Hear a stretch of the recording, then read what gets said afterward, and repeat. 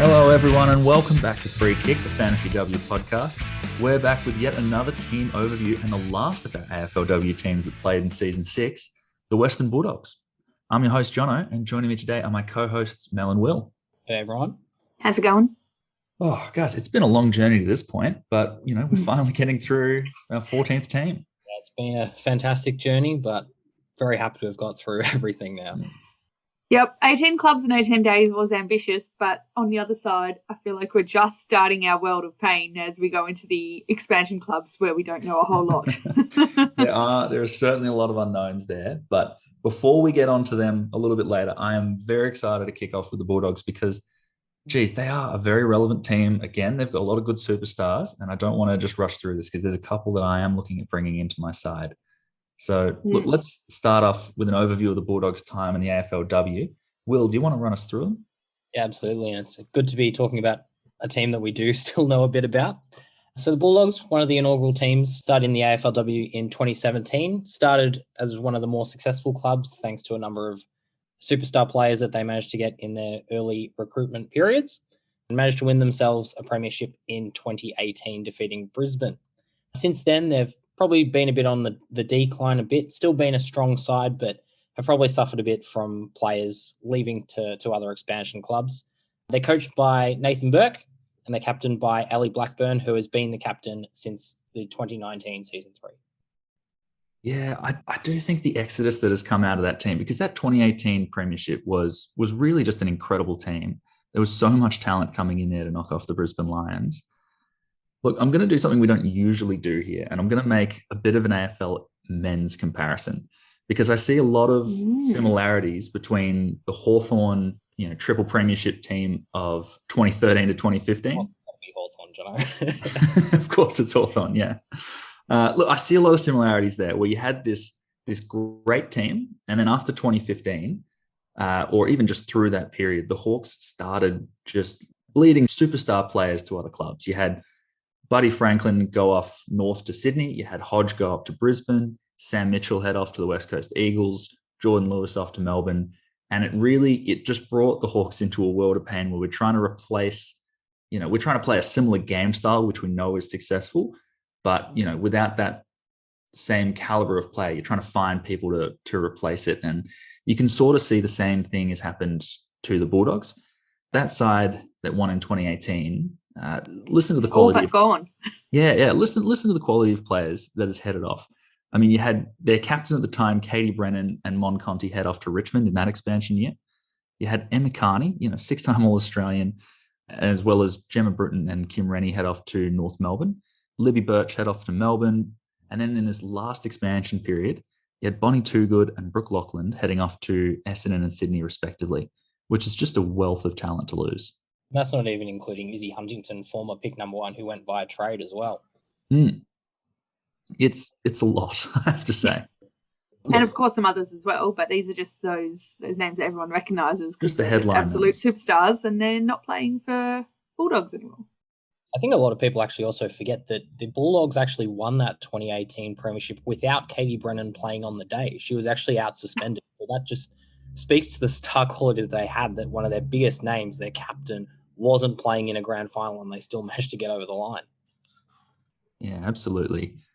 The one thing that I don't mind from a fantasy perspective, though, about losing all these superstars is that you do have new players coming into the team and a bit of opportunity pop up. And I think it's going to mean that the Bulldogs are going to continue to be a little bit relevant this season. What's that phrase that Liam has said a couple of times? Crisis breeds opportunity or something? Classic example. Yeah, exactly. So, look, let's get stuck into some of the players that we might have on our watch list heading into the season. And if we're starting with defenders, I think the first opportunity there, which we want to talk about, is one that's potentially already happened. So last season in round 1, Izzy Huntington went down with an ACL injury, which was obviously quite devastating for her. But it did mean that we had Katie Lynch jump into that key defensive role, and she had a fantastic season. Mel, I think you brought her into your team last year. I did. I brought her in towards the end. And she was one that I had been wanting to bring in for a while, but didn't really have the opportunity. And boy, am I glad that I waited, because she was just getting more and more expensive as she kept racking up the points every week and looked like she was getting better and better. She had a small shocker towards the end there. Yeah, no, she was incredibly fantasy relevant, and especially so because 2022 or season 6 really was her breakout year. She came in a little bit cheaper and then just absolutely skyrocketed. Did either of you guys have her? Yeah, I picked her up as well when I needed a forward upgrade, and there was a patch of 3 games in the middle of the year just after I picked her up where she scored an 82, a 72, and a 71, where it was based on the back of a really strong marking game, and it just showed some absolutely amazing fantasy potential for a player back there. You did mention that shocker, and we'll talk a bit about the role, but she's playing it quite a bit as a sort of an intercepting kick mark defender. So what her role is going forward is going to be quite interesting. Yeah, I think the Bulldogs really show off what we were talking about in that one of those early podcasts about what type of defenders you want to target, because they've got a couple key defenders there in Katie Lynch and Eleanor Brown, who both averaged over 50 last season. And then they've got a few smaller running players back there, all of whom averaged under 50, some of them really dropping away to, the 20s and 30s. Yeah, it's very surprising that key defenders for the Bulldogs were actually where we were looking at the value. It's very unusual for the fantasy side of things for key defenders to be the main picks. I suppose my question is, with Katie Lynch averaging so well last season and Eleanor Brown averaging 50.7, I think it was, are either of them on our radar to bring in this season? And I think, Will, you had a bit of a theory there about their new recruit, Millie Brown. Yeah, the way the Bulldogs defense is going to line up this year is going to really dictate how you go about looking at these defenders. So we talked a bit about Katie Lynch's shocker score that she had, and that shocker score was a score of 11 against Collingwood in round 8. And one of the reasons she did have this shocker of a game was because in that game she was playing entirely as a lockdown key defender. So she wasn't doing that running around, getting intercept marks, getting involved in the play. She was entirely focused on stopping one player. So if she goes back to being a third tall type player where she's taking those marks, if she's putting up those 70s and 80s, she's almost, to me, one of the players that you should be looking at possibly as a starting option because she'll be underpriced. A lot of this comes down to new recruit Millie Brown. So Millie Brown's played her entire career at Geelong as a key defender. So if she does come into that defence, it is possible that she will free up players like Katie Lynch to score more as less of that lockdown role. However, and you can speak a bit to this, Jono, there's been a bit of talk about her that she might actually be making a switch up forward. Yeah, I think we'll get to it when we get to the forward section, but with Bonnie Toogood leaving that forward line, there really is a need up there for a bit of forward presence. They've got 10 goals that they need to replace from last season. Millie Brown's definitely got a very strong contested mark, and if that is one option that they could consider to sort of shore up that line, in which case Katie Lynch would need to, be holding down that key position post. I have to say that 11 last year was devastating. I think that was the round that I brought her in because, of course it was. So I'm really hopeful that you're right. She does actually play down in defence, free up Katie Lynch. Also worth noting that the week after she scored that 11, she scored another 8. So it's super interesting because she's possibly going to be one of the most fantasy relevant players in that back line, or she's just going to go back to being another 50-ish average defender, which isn't a huge amount of interest. So I think it's going to be quite interesting to watch this preseason, see whether Brown goes forward or stays back and what role Katie Lynch is playing regardless. Because if you've got other players who are playing that key defensive role, so maybe an Izzy Grant does a bit more of a lockdown role, Eleanor Brown takes a bit more responsibility. If she is doing that running around role, getting those disposals and taking those marks, I think she's a fantastic option to start with. But, gee, it's a big risk. Would you bring her in if she was just playing the lockdown role? Absolutely not. I think the ability for a player like that to just not score is too much of a risk. Even at a score that could theoretically be underpriced based on what she's scored later in the season. Like she's got 4 scores over 70. Yet, if she's scoring under those scores, it's going to be still too risky. Yeah. But if you do want to take the risk on a player who will probably be priced around about that 56, and she does end up averaging around that 70, 80 mark, you could be getting an absolute bargain. But once again, big risk. Yeah, it's a good call out because she did start the season with a run of 40s as she was clearly getting used to the role. And then she really took off.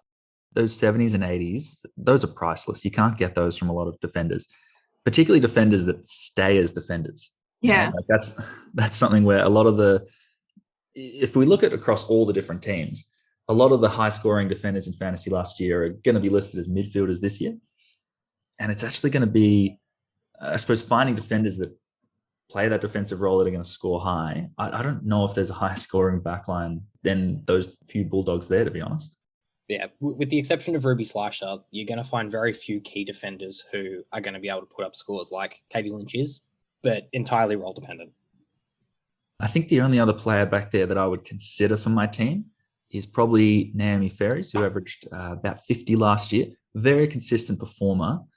My biggest question is she had a one ceiling score of 75 last season, but there are a lot of those, 35 to 55 scores in her season. And I just don't think you would it's good to have that consistency, but I really can't see it going up, particularly if Millie Brown comes into the team. What consistency are you looking at? She goes 60-40, 60-40. Not looking super consistent to me. Oh man, I definitely was looking at a little bit of consistency. I know it's all within the range of 15 points, most of her scores. There's really just the one score that I would say is an outlier, which is at 75. I think the thing with Naomi Farris is she is the experience, the cool head back there. And that's generally not a fantasy-friendly role because they're usually doing a lot of directing and a lot of just helping out when needed. Very good player, fantastic a leader for the young backline, but I think, I probably wouldn't be looking at her as an option, especially to start. All right, well, moving on to the midfield then. The Bulldogs do have some of the superstars of the competition there in Ellie Blackburn and Kirsty Lamb. Ellie Blackburn is an absolute superstar of the comp if we can start with her. I talk up Hayley Miller as my favourite player all the time with that sort of bursting out of the front of the stoppage energy that she brings to Freo. Will, you keep telling me that Ellie Blackburn is the original here. Yeah, Ellie Blackburn's been doing this since the first season. It's one of the reasons she's one of my absolute favourite players to watch. She has always been that dominant stoppage player where she uses that burst of speed to get out the back, and she's always been a goal-kicking midfielder, which is priceless for fantasy. And one of the things that I really like about Ellie Blackburn as a fantasy option, throughout her career, she has never had a career average a season average under 70. So yeah, she's what I would call consistent. And one of the things I think is quite interesting is she had a bit of an interrupted year last season, as pretty much the entire Bulldogs did. But her final round score against Fremantle was 58. She hasn't scored lower than 58 since the 2019 season, and in her entire career has never dropped below 40. Yeah, I didn't really have, other than bringing in Lynch towards the end, Bulldogs was one of the teams that I barely touched in fantasy, and therefore it was a team that I had never really watched games of for fantasy reasons. The only reason I watched Bulldogs games was to watch Ellie Blackburn because I thought she was such a great player. And then it was one of the games I was actually watching the screen and not watching the stats pop up on my computer. So I can appreciate how well she plays. She also kicked 6 goals, 8 last season. So definitely a player that hits the scoreboard in the forward half. So do we bring her in, or is she going to be too overpriced? It's a hard one. I think at that sort of price, she's going to be priced at around about an average of 78, I think it was last season, which it makes it hard because the value probably isn't quite there. But she does have a high ceiling. She's scored over 120 a couple of times in her career.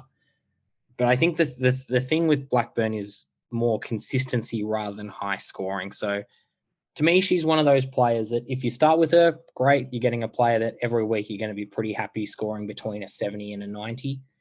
But to me, she's a player that you probably want to be looking at in the back half of the season who you want to upgrade your rookie players to get a consistent player.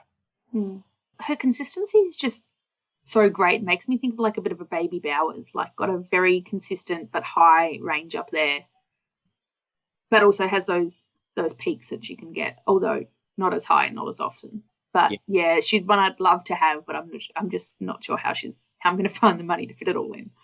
Yeah, for sure. And that's why I think she's a very good upgrade target, because you're going to want players later in the season who will always score you good points. Not necessarily like if they can score the bumper points, fantastic. But if you want a player that you can just put in your team as opposed to a rookie player who's just made you 30, 40 grand, whatever, she's a player that you can bank on to just be very happy with scoring decent scores. I'm going to disagree with you there, only on the basis that I've found a little hidden stat here that I thought you might want to know about. The past few seasons, I think that Ellie Blackburn is someone who comes out of the blocks very fast and then tapers off in the back half of the season. So last season, across the first 6 rounds, she averaged 85 before dropping down to 70 for the last 4 games. Season before, in 2021, she started the season with 105, 102, and 120 before dropping off for a few 65 to 85 scores.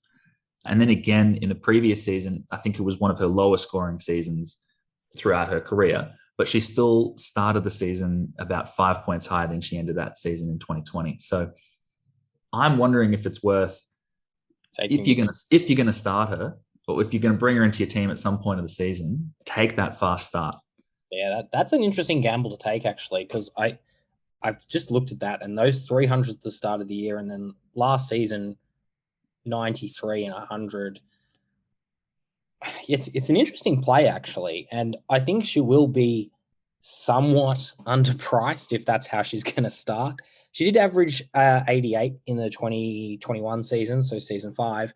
So I think it's not a bad option, to be honest. Like you can probably slot her in at your M2 or 3 and be fairly comfortable that she's going to score you some good points early on. And then if she scores a low one, maybe move her on to... She could even be someone that you play instead of Bowers to use as a stepping stone to Bowers. See her a couple of $1,000 in the first couple of rounds and then use whatever money you've got from an upgrade to go straight up to Bowers. That actually isn't a bad play. I quite like that. Yeah. But my only flag would be how much of the break is going to refresh her for that hitting the early part of the season hard again. I think banking on a player to have a quick start is a risky play regardless of how many times Ellie Blackburn has done it. And it does look like immediately in the game after she gets her high for the season, she gets her low for the season. So she seems to be one that will absolutely exhaust herself to get those amazing points and then just crumble the next game. Yeah, it's a tough one. Another superstar in this midfield is Kirsty Lamb. And last year, one of her best seasons, she was All-Australian not for the first time, was it, Will? It was for the first time, yes. For the first time, yeah. So big season from her, and also a goal-kicking mid. Between her and Ellie Blackburn, I think they kicked 12 goals coming out of that midfield, which is huge, huge effort from the midfield. Yeah, and they really did actually rely a lot on the goal kicking in the midfield, which is not a very sustainable way to go about it. But yeah, those two were absolute superstars through the middle. It was quite interesting actually with Kirsty Lamb, similar to Ellie Blackburn. She probably had her best year or best season rather in season 6, Kirsty Lamb, but actually dropped from an average point of view. She went from an average in the 80s in 2021, an average of 83 down to an average of 71. But it was that impact forward of centre that made her such a great player last season. Yeah, definitely. I think it seems a risky one to me, but an impressive player to watch is kind of how I'd put it, because between the two of them, they're going to play exactly the same role that they did last season. I know they've got a few young midfielders coming through, but I see those two playing the same role they did last season, and I don't know if necessarily Kirsty Lamb's going to have much of an improvement on that average. Yeah, I think you could probably bank away a 75 average for Kirsty Lamb, and that's good. You're going to score some pretty good scores in there, but it's a hard one to say, yep, I'm going to bank that, because you're going to probably get a lot of just middling scores. In the absence of Toogood, who was she the Bulldogs' leading goal scorer last season? She was. Is it going to be partially taken up by Kirsty Lamb? I don't think so. I think that they're going to have to look for other forward options, and we'll talk about the forwards shortly. I think midfielders kicking goals is a bonus, and the fact that the Bulldogs have got two of the best goal-kicking midfielders in Blackburn and Lamb is a strength of their side. I reckon Lamb and Blackburn are probably up there with the best 1-2 midfield combinations in the competition, along with probably Hatchard and Marinoff and Bowers and Miller. But I think the thing about these two is they're impact players, not big possession players, I suppose. What they do with the ball is what makes them such dangerous players. And we spoke a bit to that with Kirsty Lamb, where despite the fact her average in fantasy dropped by almost 10 points, she made the All-Australian this past season because of her increased impact going forward. And I think that's part of the reason that I'm not as interested in Kirsty Lamb as a fantasy option, is because what she does with the ball is fantastic, but it doesn't quite push her into that elite in terms of fantasy. So is there anyone in the midfield you guys are interested in? Well, yes. And I want to keep us moving forward. There's, outside of Kirsty Lamb and Ellie Blackburn, they've got a very clear set of players moving through behind them. You've got Elizabeth Georgiou-Stathis, who was picked 9 in the 2019 AFLW draft. She probably brings the most defensive pressure in that midfield, just under 5 tackles a game. And then Jessica Fitzgerald backs her up as well, pick number 2 in the 2020 draft. Looking at them, I think they're still quite young. I don't necessarily see either of them having a particularly good fantasy game about them. And there are a few players behind them in Amanda Ling, Elizabeth Snell, and Gemma Lagoya, who are coming through, getting games, but I don't necessarily think they're going to be taking over from these Jets in the middle. What I am very excited about is the wings of the Western Bulldogs, because there's a little bit going on there. So last season, we saw Ellie Bennett and Isabel Pritchard taking up those wing spots. Isabel Pritchard was listed as a defender, so having her back there was pretty fantastic. Probably not as relevant this season with a 46 average last year. You don't really want that from a midfielder. Just quickly, Pritchard was a player that I was super interested in last season for that exact reason. The scoring didn't quite eventuate, but I think there's one there for the future, as you're saying, Jono. Yeah, so what really interests me is Rylie Wilcox, who was the Bulldogs' first pick in the draft this past season. She's 158 centimeters only, was originally playing as a small forward over at the Northern Knights, but she also, when she jumped into the Vic Metro team, she started playing as a winger for them, and she was fantastic. I'm wondering if she's going to be listed as a forward and then be playing on the wing over someone like Ellie Bennett or Pritchard. Yeah, it's an interesting one. And I think Wilcox is one of those players that is probably a good shout for an early season debut, just on the back of that NAB League form. If she is a forward and gets that wing role, hugely relevant rookie. You can't do much better than 20 disposals with 15 kicks, so very kick heavy, which is really good for fantasy. But she really does feel like that stat line as well. So 5.5 marks per game, 3.5 tackles. If you've got a rookie, even if she comes in and averages somewhere between 40 and 50, fantastic for a rookie, and probably has some potential to go up above that as well. There is the caveat that a lot of young players, even if they have been playing through the midfield at junior level, do sometimes start their career in the forward line, just because it's a less difficult role. If she does come in and is playing as a small forward, I mean, she'll be a playing rookie, so that's already a plus, but it just means that ability to define space and hit those kicks on the wing won't be there, which means that her ability to generate money and score those points may not be as we're hoping. Yeah, what really interests me is that most teams have a few players run through the wings because it's a hard endurance role. You need a lot of forward and defensive running there. And one player that's left the Bulldogs over the past season is Brooke Loughlin. She was playing mostly as a small forward last year, but she did have a few stints on the wings. And that's something they don't have now. So if they need someone outside of Bennett and Pritchard, who would they turn to outside of Wilcox? I don't think I know anyone. I actually want to throw you a player, whether she plays on those wing roles, I'm not sure, but she's played a fair bit of her time as a rover and also as a forward, is Gabby Newton, who's been missing the last season with a shoulder reco. So she'll be very cheaply priced, only averaged 42 in 2021. But in her debut season, she was the number 1 pick, averaged 65. And so if she can come in, she'll be at a very discounted price for missing the entire season, is a big-bodied player, so can play in that midfield, can play across the ground. She's a player that I'm really interested in if she does get early game time, because she's got a scoring history and is one of those players that's clearly talented, clearly athletic, might be a really good option to go and score you a lot of points from an alternative area. Not 100% sure where she'll get picked, hopefully as a forward, because if she's named as a forward, absolute bargain. Yeah, that's not a bad shout, actually. So that'd be, what, average of 65, 30% discount. We're probably looking somewhere in the 40s? Average of 43. Average of 43? 43. Wow, all right. So we really discounted then. Oof. Yeah. Is she well and truly over that shoulder injury? I'm not 100% sure on that. I think that she is building up her fitness base at the moment, so it may not be a round one option, but she's a player that if she is in the selection frame early in the season, I think there's heaps of value there, and I'm really interested in as a fantasy option. Good name to remember then. Yeah, definitely. So it sounds like we're keeping an eye out for both Gabby Newton and Rylie Wilcox in that round one team. And another one that I can see playing on the wing potentially is the second player they took in the draft this season, which was Keely Coyne.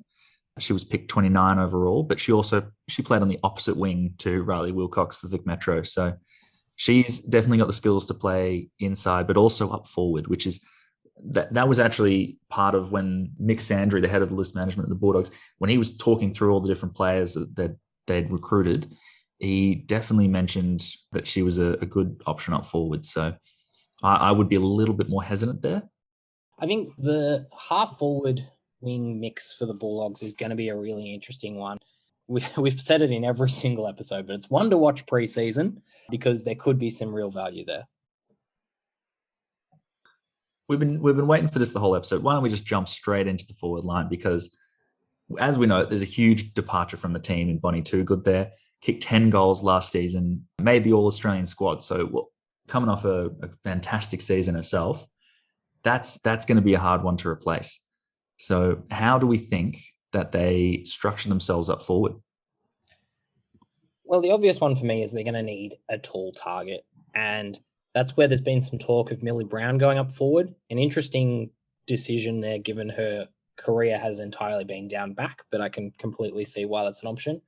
But for me, I think people are really underselling Nell Morris-Dalton. Maybe not as a fantasy option necessarily, but I think she's a really talented young key position player who probably represents the next big forward for the Bulldogs. Showed some really promising signs in season 6 and is really one to watch in season 7. Yeah, she was their second highest goal kicker in season 6 with 7 goals. So definitely likes a bit of the push and shove up forward as well. I can very much see her being a big target up there. I suppose the question is, do you need 2 tall options? Yeah, it'd be interesting to see because I think the other one that they've got is Rochelle Cranston. Rocky Cranston can kind of play a bit of any sort of role that they need her to. She's good at ground level, but she's big and she's strong, so she can play as that sort of undersized tall forward. So it kind of lends to that question with Millie Brown, which is, do they need a second genuine tall? I think that the way they play, they're quite a run and gun team. They like to move the ball quickly. I think a smaller forward line probably suits their game style, having maybe both Morris-Dalton and maybe a resting ruck such as Alice Edmonds up forward. Alice Edmonds did come in last season as a replacement for Gabby Newton. Having one of those two players basically there just to hit the packs, get the ball to ground and let some of the small forwards kick the goals. I think it suits their game style, but is it the way they want to go forward? I guess that's a wait and see.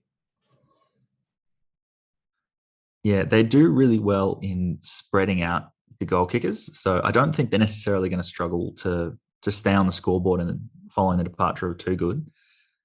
I guess just from a fantasy perspective then, nothing here is looking particularly exciting other than maybe potentially that Millie Brown. But even like looking at Cranston, very inconsistent on the downward, not super fantasy relevant. Morris-Dalton, I know that you've said these are great players and really essential to Bulldogs having a good season, but nothing really exciting here from a stats perspective for me.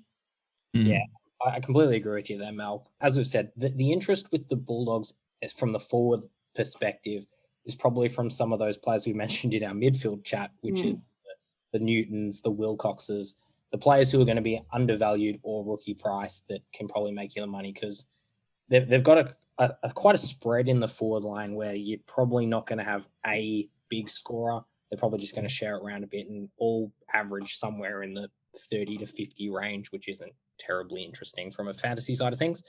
But yeah, I think they're an interesting team to watch, not necessarily from a fantasy point of view. From a fantasy sense, Heidi Woodley is probably one that might be worth considering. She was another one of the Bulldogs draft picks. If they're going to turn to a smaller forward line, I can see her coming into the side and providing them an extra option to run through there. However, small forwards, definitely a risky option, and one that they've got a lot of players running through there, so that job security might be a bit of a concern. Yeah, speedy small forwards, fantastic to watch, but really hard to get around from a fantasy perspective. But again, playing rookies are very valuable. So if you see an early opportunity, not the worst person to pull into your side to make you a bit of money. I guess my thinking is we've done a lot of teams where they've lost one or two kind of key players, and that breeds a lot of opportunity, and then we can get really excited who's going to pick up those points.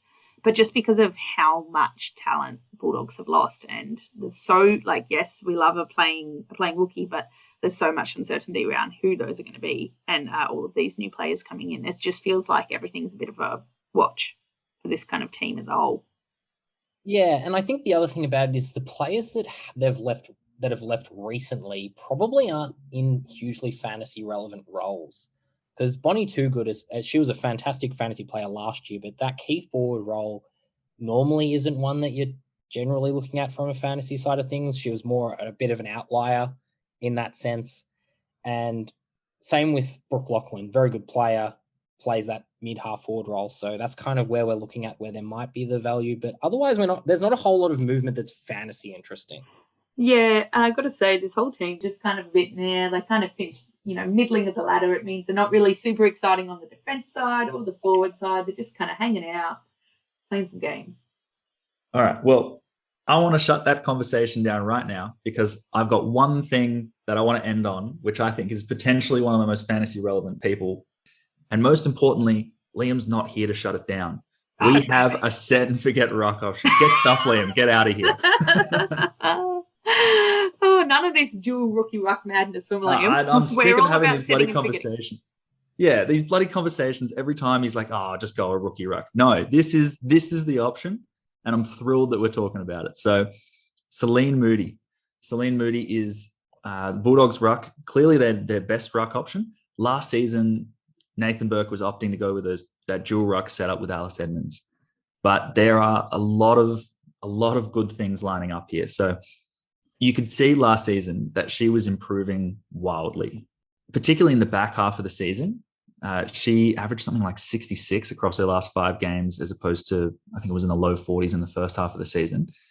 And that was off the back of only 63% time on ground. So she, splitting her ruck, she wasn't necessarily going forward. When she wasn't rucking, she was heading to the bench. There's a lot of, I suppose, really promising signs from a fantasy sense that she can be one of the best rucks coming into this season. The question is she going to be sharing with Alice Edmonds again? Is that enough to scare us off? Yeah, I'm going to throw this to you, actually, because you say, she's going to be dual rucking with Alice Edmonds. Is that a worry? From round 6 last season, Celine Moody did not drop below 60 points. So 5 consecutive games over 60. Fantastic. Yeah. So even if she is sharing, is it a big deal? That's the thing is, in those games, Alice Edmonds played every single one of those games except for one. Yeah. So even if she is sharing the ruck role, it probably isn't a big worry. And I think Celine Moody is a huge chance to emulate her sister and become one of those really premium ruck options. And one of the things that we've talked about in other episodes, and Liam in particular is big on this, is watching for that almost exponential growth in fantasy scores. And over the past 3 seasons, she's gone 18, 35, 55. That growth is just going up and up and up. Mm. So if there was ever a ruck option that we've looked at that has the ability to go from a lower price premium to an uber premium ruck, Celine Moody is your player. Yeah, her chart, just looking at the AFLW stats, has one of the steepest inclines over a 4-year period that I think I've seen at all across any of these players. And it is particularly exciting, especially if we think, I mean, she's got a couple of 30-somethings baked into that one. If she can have a season 7 without those 30-somethings or with a slightly, I think you said 63% time on ground, Jono, even maintaining that or a little bit higher potentially, she could be unstoppable.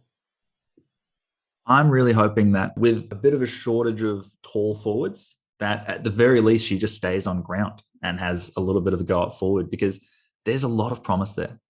I genuinely think that she's one I'm going to be, when I create my very first side, I'm going to see what it looks like with Celine Moody in it. I think you've actually just talked me into it, Jono, because I'm very interested here. And Jono's just given us a fist pump there. Yes, get stuff, Liam. Get out of here. Does she have any forward experience, though, or is this going to be her first? Well, that's the thing. We don't want her in the forward line. What we want actually is Edmonds playing forward. And this is where the Millie Brown recruitment. Millie Brown's become such a focal point for this whole discussion, despite the fact that she herself isn't fantasy relevant. Because what happens with Millie Brown dictates essentially the entirety of how the Bulldogs line up. If Millie Brown starts in the back line, it means that Katie Lynch is probably fantasy relevant. It also means that Alice Edmonds is probably a forward, which means Celine Moody gets the full-time lock position, which means she's a great option. If Millie Brown doesn't go back and she starts in the forward line, that's where things might get iffy. Yeah, that's when the only... If Millie Brown's listed as a forward, then Alice Edmonds probably needs to be out of the team for me to be as confident as I am right now. But it's very tempting. It's very tempting. All right, well, that might be our overview for the Western Bulldogs, and I'm very excited that tomorrow we're going to be moving on to the expansion sides coming into the competition for the first time. We've got the Essendon Bombers, the Hawthorn Hawks, Port Adelaide Power, and Sydney Swans coming in. There are so many unknowns about these teams. How are they going to line up for round one? How competitive are they going to be? What game style are they going to play? But most importantly for our purposes, who is going to be fantasy relevant? Sounds like something that we might need some player input to get some of those information. Certainly will. But the benefit here, I suppose, of these expansion sides, and it's something we've alluded to a little bit, is that when teams are lining up for the first time, we're going to have people who previously were not that fantasy relevant, and they're going to come out and have really big seasons for us. So to give you an example, I think, Will, you were talking about Emma Swanson before and some of the seasons she had moving from GWS over to West Coast. Yeah, Emma Swanson played a fair bit across half-back when she was at the GWS Giants, and that meant that she probably wasn't scoring as we know she can. Was averaging in the sort of high 30s in the later stages of her career at GWS. Moved to the Eagles and all of a sudden got much more midfield time. Still played a bit off half-back, but went from an average in those 30s straight up to 60+. And we saw last season that culminated in a season where she averaged 88, which is phenomenal scoring. So you're really looking for players who are starved of that proper midfield opportunity. That's the main one that you're looking for, who can go from being a lower scoring, maybe forward or defender, to being a really higher scoring midfielder, hopefully while they're still listed as a forward or a defender. Yeah, lots of role changes, lots of team changes. And the last time that we're going to be able to, I mean, I know we've only just started playing fantasy, but now we've got 18 clubs, so it's going to be the last big shuffle, which is just so fitting that we get to go into our second season of playing fantasy and watch all of this unfold at the same time. Yeah, super exciting. It's also super exciting to just see so many girls who probably are at the level, who haven't had the chance, just get their time to shine. They get to go out on the big stage and really strut their stuff. So it's fantastic for the game, fantastic for footy in general. It's wonderful to watch. Yeah, 100%. Well, look, keep an eye out for our first Expansion Club episode tomorrow and the Best 21 out in our socials. You can find us on Facebook, Twitter, and Instagram if you want to follow us at FreeKickWPod. I'm on Twitter at the handle Odds and Stephen. I'm on Instagram at WillH_VI. I'm on Instagram as HiMelD. We'll catch you tomorrow, everyone. Thanks, everyone. Bye.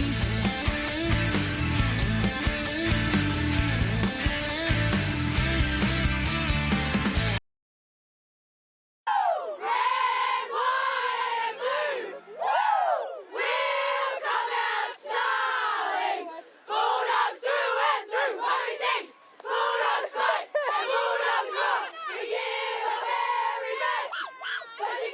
the game.